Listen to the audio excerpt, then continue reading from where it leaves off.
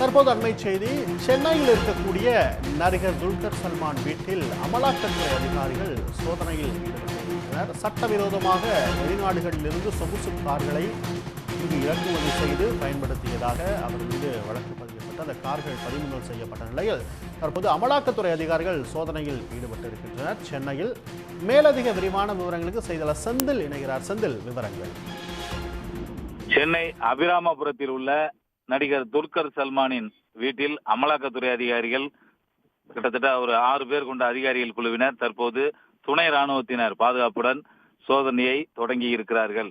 ஏற்கனவே கடந்த 2 வாரங்களுக்கு முன்பு திருவனந்தபுரம், அதாவது கேரள மாநிலத்தில் உள்ள நடிகர் துல்கர் சல்மானின் வீடு மற்றும் அலுவலகங்களில் சுங்கத்துறை அதிகாரிகள் அதிரடி சோதனையில் ஈடுபட்டனர். குறிப்பாக பூடான் நாட்டிலிருந்து 39 சொகுசு கார்களை சட்டவிரோதமாக இறக்குமதி செய்ததாக அந்த சுங்கத்துறை அதிகாரிகள் கடந்த 2 வாரங்களுக்கு முன்பு, அதாவது செப்டம்பர் மாதம் இறுதி வாரத்தில் அங்கு சோதனை நடத்தினார்கள். தொடர்ந்து அங்கு பல்வேறு முக்கிய ஆவணங்களை நடிகர் துல்கர் சல்மான் வீட்டில் பறிமுதல் செய்திருந்தனர்.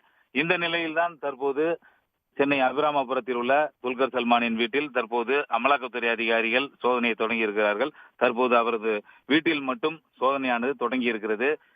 இங்கே கிடைக்கும் தகவலின் அடிப்படையில் இந்த சோதனையானது மேலும் பல்வேறு இடங்களில் விரிவடைய வாய்ப்பு இருப்பதாக அமலாக்கத்துறை அதிகாரிகள் முதற்கட்ட தகவலை தெரிவித்திருக்கிறார்கள். உடனுக்குடன் செய்திகளை தெரிந்து கொள்ள சன் நியூஸ் பெல் ஐகானை கிளிக் பண்ணுங்க.